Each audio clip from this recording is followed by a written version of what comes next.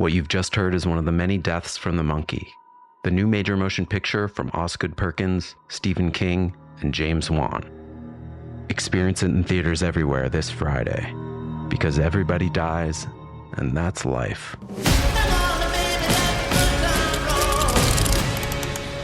Let's have some fun. At T-Mobile, our critical mission is providing unparalleled 5G coverage for when connectivity is mission critical.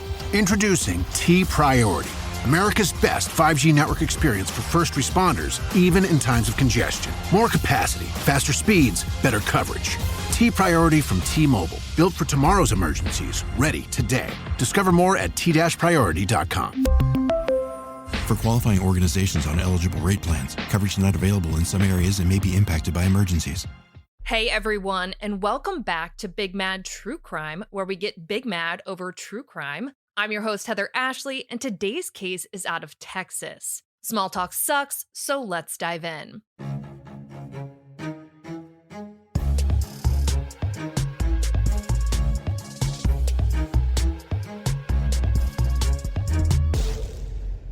When it came to 29-year-old Taylor Pomaski, family came first. She was the oldest of 5 kids, and she was the oldest by a lot. I'm talking 10 years plus. I don't know how many of you have siblings with an age gap like that, but from personal experience, I can tell you that your siblings idolize you, and it was no different with Taylor. Her role as a big sister was something she took a lot of pride in, and even as she aged up and out of the family home, she would still visit regularly for family dinners and game nights.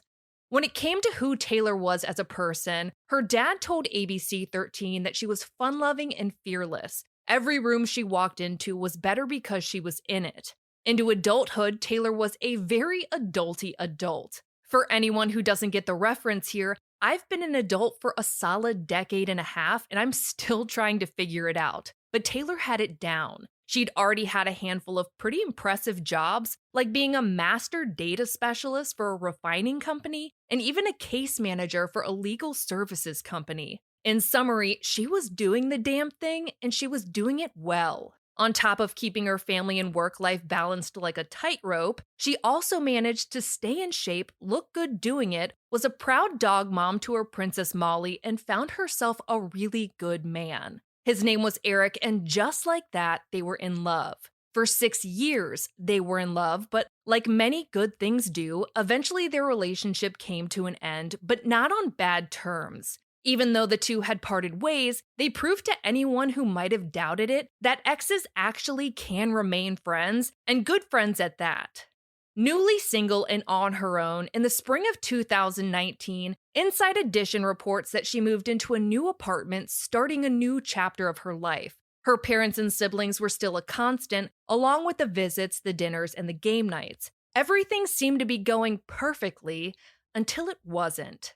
A year after moving into that new apartment, 2020, the outlet reports that the regular contact with Taylor became less and less frequent. Her mother told Inside Edition that there had been a shift in Taylor's life, that she'd become distant and unavailable. Her mom thought she might have been struggling with addiction, but it wasn't anything Taylor ever came out and said. Around that same time, her mother told the outlet that Taylor started dating a new man, former NFL player Kevin Ware Jr. Hearing former NFL player, you might think that he's some kind of sports superstar, but in reality, the dude played for 2 years on 2 different teams, and according to Sportskeeda, made a whopping 4 receptions totaling 26 whole yards in his short stint as a tight end. Basically, he sounded a lot cooler than he was. When Taylor and Kevin started dating, they didn't make any huge announcements. It was kept pretty quiet until a few months later when they made it Facebook official. And since we're on the topic of Facebook, I should probably mention that Taylor's posts didn't exactly make their relationship come off as some kind of fairy tale romance. Shortly after posting that they were even in a relationship, she posted a meme of a kid that was ugly crying. The meme said, "Enjoy it, these are the best years of your life." The response to the meme was, "This is the best?" Taylor's caption to said meme was, "What in the barely mediocre man?" Regardless of the post, it looks like the two stayed together, and the following month, Inside Edition reports that Taylor's mother got the chance to talk to Kevin for the first time. Was it in person? Was it on a video call? Absolutely not. It was via text message, like any respectable new boyfriend. The last sentence was a lie. According to the outlet, he texted Taylor's mom that he'd gone to the University of Washington, played professional football, and couldn't wait to tell her his story. I'm almost at a loss for words to try and describe what in the barely mediocre football player is happening here. But this dude was text introducing himself to his new girlfriend's mom like she gave a single rat's ass about his journey to the D-list. Rest assured, she was more concerned about her daughter, whom she was worried might have been struggling with addiction and who seemed to be distancing herself from her support system ever since she started dating this guy. There was only so much Taylor's mom could do, so she made lunch plans with Taylor and Kevin, so she could meet the man who'd become such a big part of her daughter's life. There was some real potential at that point. She was going to see her daughter and she was going to meet the guy who clearly thought very highly of himself and wanted her to know his story. But no, that's not what happened.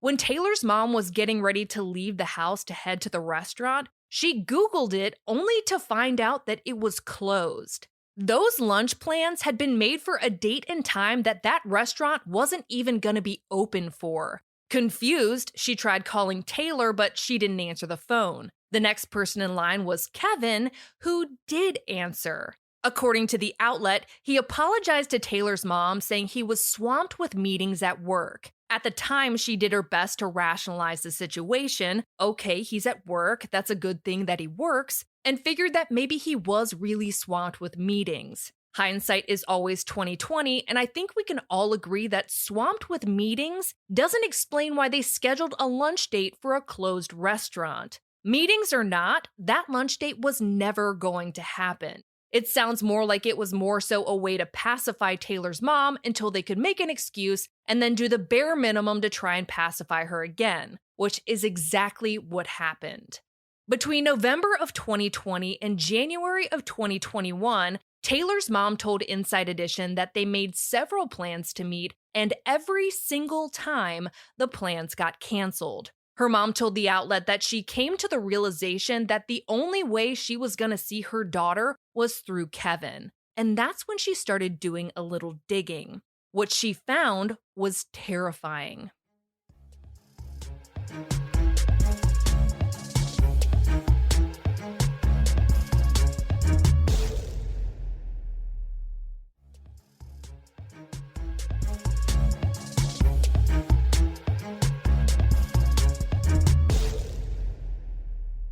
I've seen a lot of different outlets report on the slew of different things Kevin has been charged with over the years, so I ran a report of my own just to double check, and the following is a mixture of both. In 2002, while Kevin was still in college, the San Francisco Chronicle reports that he pled guilty to misdemeanor assault. Just 1 year later, in 2003, he was charged with a DUI. 2 years after that, I found a charge for attempted forgery, and the year after that, a charge for forgery. In 2010, the Houston Chronicle reports that Kevin was charged in 2 separate incidents: theft after he ran out of a bar without paying his tab, and evading arrest after an assault. The outlet says that he assaulted a valet driver, and when he was taken into custody and put into a patrol car, he forced his way out and ran down the sidewalk still in handcuffs. This dude is 6'3" and over 260 pounds, so just to put that image into perspective for you, a giant of a man was trotting down a sidewalk in handcuffs. I can only assume that trot had a little shoulder shimmy to it. I wish it ended there, but in February of 2018, the Houston Chronicle reports that he was sentenced to 2 years in prison for intent to manufacture or deliver a controlled substance. Knowing that Taylor's mom said that Kevin and Taylor started dating in the spring of 2020, it looks like he didn't wind up serving that entire sentence. Going through all of that, it's easy to lose sight of the fact that an extremely concerned mother had stumbled across all of it when looking into the man her daughter was dating. But that's what was going on, and she was mortified.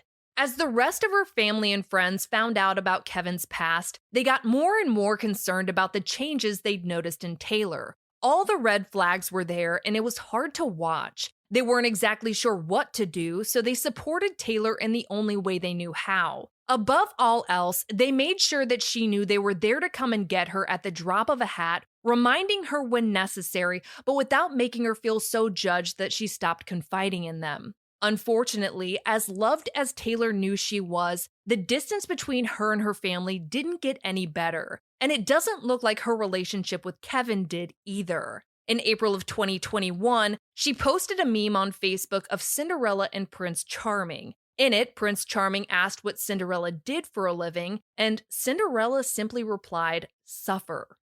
On the 23rd of April 2021, there was a re-announcement of Taylor and Kevin's relationship on Facebook, seeming to kind of hint towards an on and off again situation. And just 2 days after that, on April 25th, a screenshot shows that she changed her relationship status again. This time it said that she was married to Kevin. For the record, they were not married and the post isn't publicly viewable anymore, but to this day, her Facebook still says that she's married. Kevin just isn't tagged.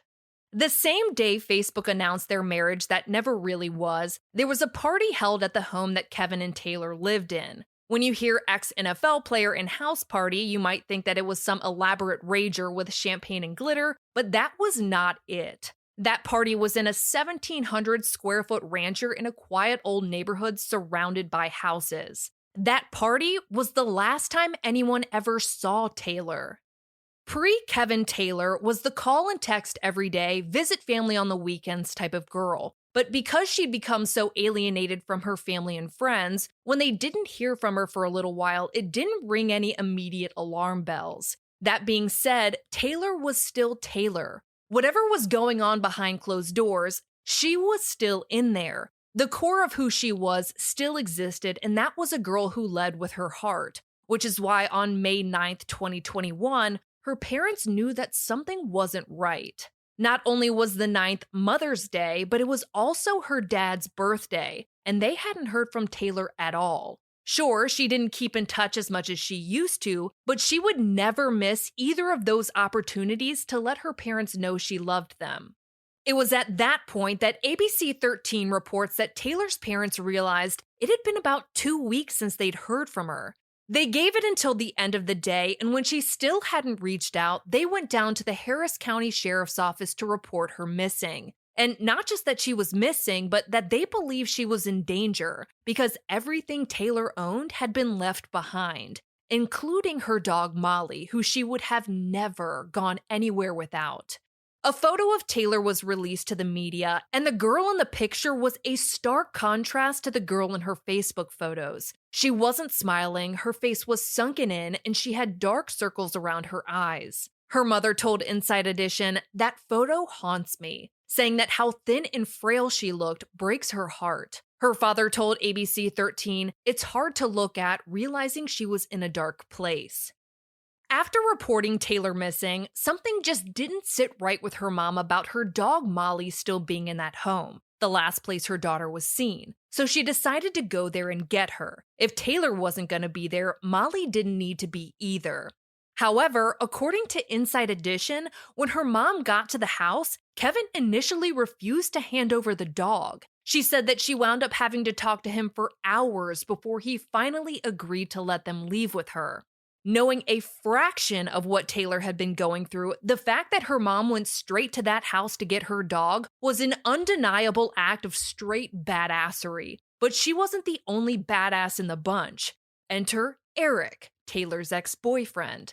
He told the outlet that he confronted Kevin wanting answers as to where Taylor was. According to him, Kevin told him that she'd left the house party with one of his buddies. I find it incredibly hard to believe that Kevin was the kind of guy who'd be just fine with his girlfriend leaving with another man, and it doesn't sound like anyone else was buying it either. Over the next couple of months, deputies worked every angle they could to try and narrow down what exactly happened the night of that party. Meanwhile, Taylor's family and friends exhausted every avenue they could to try and track her down. By June 2nd, Click 2 Houston reported that Taylor's case was moved from the Missing Persons Division to the Homicide Unit.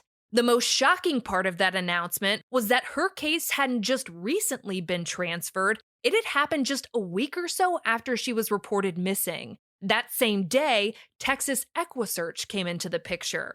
For anyone who doesn't know what or who Texas EquiSearch is, it was founded by Tim Miller, who is one of the most dedicated humans on the planet. They're the dream team of people you want looking for you. Heaven forbid you ever go missing. They're straightforward, have absolutely no quit, and only assist in cases if law enforcement invites them in. They do everything by the book. When ABC 13 interviewed Tim Miller about Taylor's case, he gave some insight that everyone probably assumed, but no one had said out loud yet. He told the outlet she vanished without any logical reason, and there's a heightened concern for her well-being. In an interview with Click 2 Houston, he said that they believe the circumstances surrounding Taylor's disappearance are suspicious and that they suspect she might be a victim of foul play. The following day, a source told the outlet that Kevin wasn't cooperating with investigators. In the name of fair reporting, I should also note that his attorney told ABC 13 that he'd told the police everything he knew and that he'd let them into his house. To be frank, there was a lot of side-eyeing in Kevin's direction, and with the news that was about to break, it's easy to understand why. Earlier, we went over Kevin's criminal history up to the point of him and Taylor getting together. But back in April, just 6 days before Taylor was last seen, the Montgomery County police reporter wrote that Kevin had been pulled over going 115 in a 70-mile-per-hour zone. When law enforcement took a look in his car, they found methamphetamine, cocaine, a Xanax pill, and weed. The most disturbing part was that they also found a loaded AK-47 and a loaded 9mm pistol. Kevin was a flat-out, full-blown felon, so regardless of the drug charges, the guns were a hard no for him, and he got a free ride to jail. He was charged with 2 counts of possession with intent to deliver a controlled substance and unlawfully possessing a firearm as a felon. Unfortunately, for an endless number of reasons, he was given a $23,000 bond, and I suppose he had money like that because the Houston Chronicle reports that he bonded out the next day. 5 days after bonding out, they had the house party, a house party where ABC 13 reports a fight broke out between Kevin and Taylor. A fight that Tim Miller told the station got fairly violent from what he understands. He went on to say that he believes the worst has happened and that certainly, in no way, would Taylor's case have a happy ending. It was at that point that everything that had been going on behind closed doors started to come to light. A longtime friend of Taylor's told the outlet that they'd been in contact with her in the weeks leading up to her disappearance, and that Taylor was in danger, that there was violence, and that she'd referenced a gun being pulled on her. The friend told the station that Taylor was nervous and scared, which adds up because Taylor's ex-boyfriend told Inside Edition that the last time he saw Taylor was on April 4th. He hadn't seen her since February and said that the difference in her appearance in just 2 months was shocking, saying that she was gaunt and had bruises on her face. He told the outlet that Taylor told him that she'd been hit by Kevin. He says he told her not to go back, but Taylor said that she was, and the following day he dropped her back off. Throughout the remainder of April, Eric told KHOU that Taylor emailed him several times telling him that she needed help. He said they were talking about getting her out of there and, according to Inside Edition, getting her into a rehab, but that never happened. The outlet reports that the last email Eric ever got from Taylor was the morning after that house party on April 26. At 6:55 a.m., he got an email from Taylor that read, "I need to talk to you." And that was it.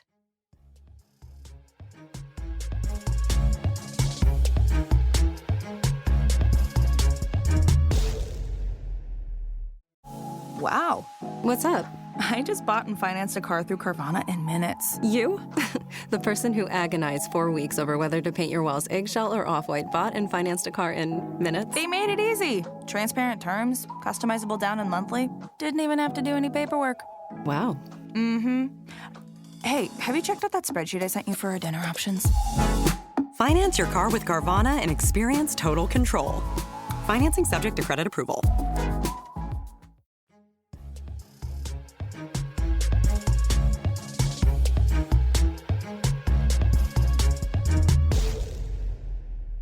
With April and May having passed and June going by agonizingly slow with no signs of Taylor, her mom told Inside Edition that she couldn't even put the fear she was enduring into words, saying that the not knowing is so scary, wondering if she's scared or if she was scared.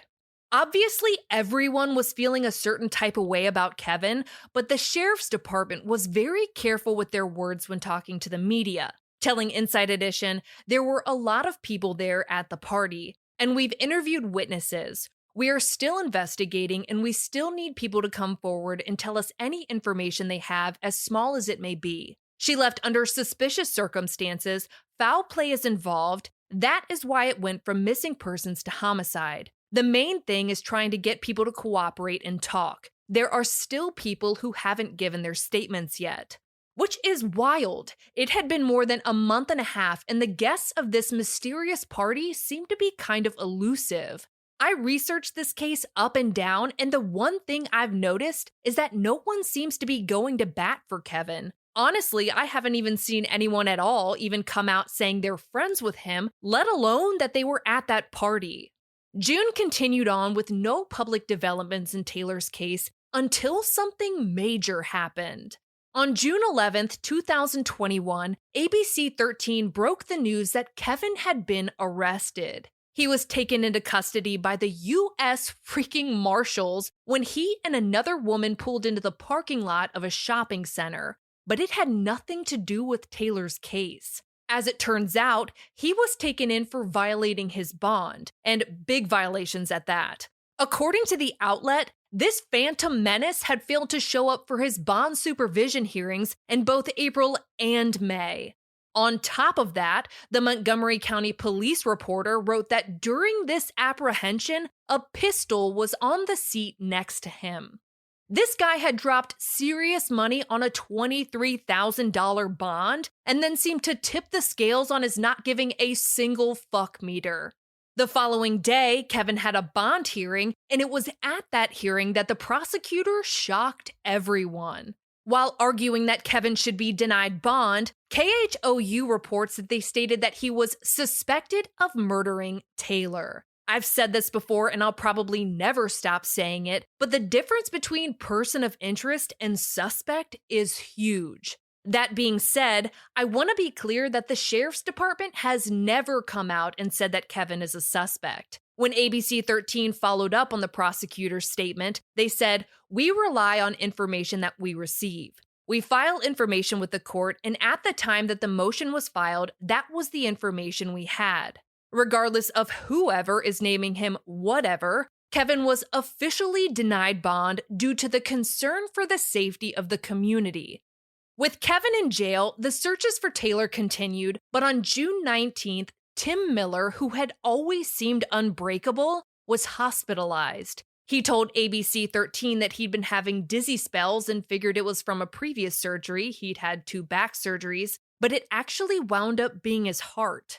He told the station that his hospitalization caused him to fall into a deep depression, wondering if this would be the end of the line, if this was going to be the end of the legend that is Texas EquiSearch, which would frankly be a loss to the entire country.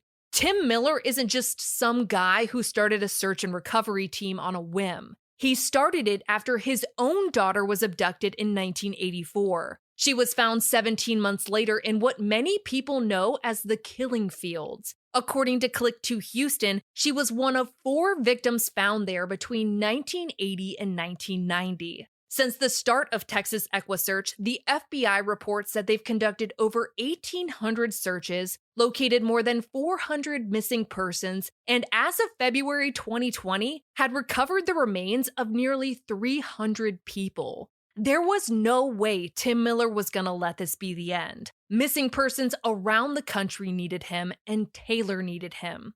With that, ABC 13 reports that he had 2 procedures, was released from the hospital after 7 days, and just 2 weeks later was back to searching for Taylor. June passed and July began, and on the 16th, Tim did an interview with ABC 7 and, like always, shed some new light on what was currently going on with Taylor's case.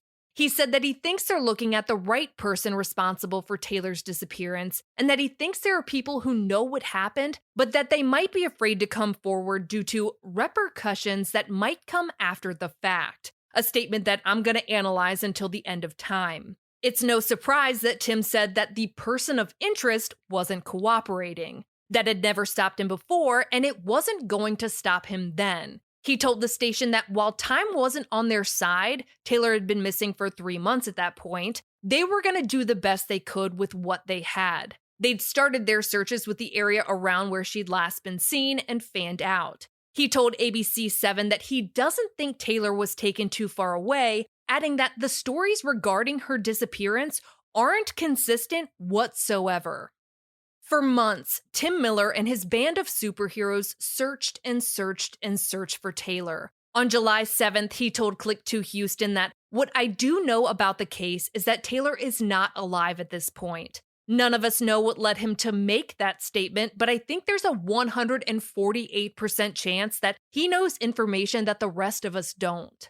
I'd love to tell you that there was some major development in August or September or even October, but that's just not the case. In November of 2021, ABC 13 filmed a group of people in pink shirts in honor of Taylor's favorite color, standing outside the courthouse holding up signs that read, "No bond for Kevin Ware." He was set to have a panel of 3 judges hear his appeal regarding his bond denial, and obviously they didn't want him set free, regardless of the fact that the charges he was in jail for were not in relation to Taylor's disappearance. I'd love to tell you what happened on November 23rd, but I couldn't find a single report on it.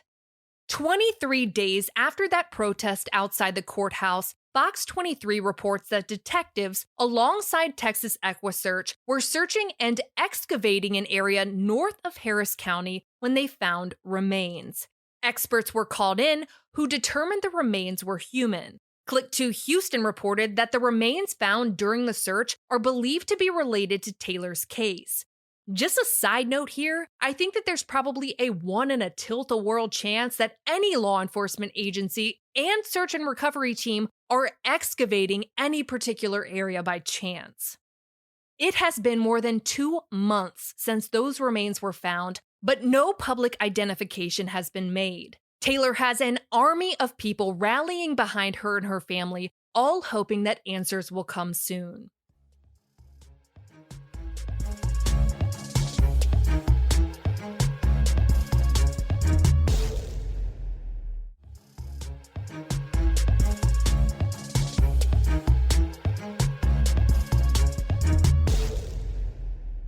In researching this case, the open question as to what happened with the panel review of Kevin's bond bothered me. So on Tuesday, March 1st, 2022, I called down to the jail he'd been booked into to see if he was still there and whether or not he had any pending court dates. Not only was he still in custody, but the jail told me that he was actually in court at that exact moment. I was told to call back later in the day to see what happened, so I did. I talked to a few people and no one seemed to know, so I waited for anything to be updated in the system, but when it wasn't, I decided to call down to the courthouse. When I talked to the courthouse, they had no record of him having had a court date on March 1st, but said that he did have one scheduled for the 22nd. According to them, it's marked as a plea acceptance hearing.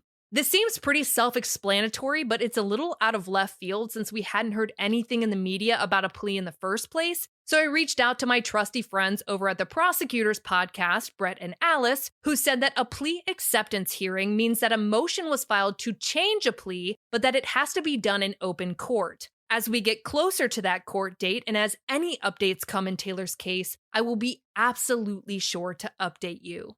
Due to the nature of this case, I wanted to touch on a few of the statistics surrounding domestic violence. According to the National Coalition Against Domestic Violence, nearly 20 people per minute are physically abused by an intimate partner. 1 in 3 women have experienced some kind of physical violence by an intimate partner, and the presence of a gun in a domestic violence situation increases the risk of homicide by 500%. According to the Center for Relationship Abuse Awareness, 75% of domestic violence-related homicides occur upon separation. If you are experiencing any form of domestic violence, the hotline is available 24/7. You can call them at 1-800-799-SAFE, chat with a highly trained expert advocate at thehotline.org, and you can even text them by sending the text SAFE to 88788. For all photos pertaining to this case, check out Taylor's highlight at the top of my Instagram profile at @TheHeatherAshley, and join me there tonight at 8 p.m. Eastern, where you go live with me and we talk about today's episode and all other true crime cases on your mind. If you like your podcast ad-free, head over to our Patreon at patreon.com, where for just $1 whole a month, your episodes are totally ad-free. If you need more episodes in your life, for just $5 a month, you get a bonus episode on the first Monday of every month, which is today. All your episodes are ad-free, and you'll also receive a forever discount code for all Big Mad True Crime merch. And of course, anytime you sign up, you get instant access to all previous bonus episodes. I'll be bringing you a brand new case a week from today, and I cannot wait. But until then, we out.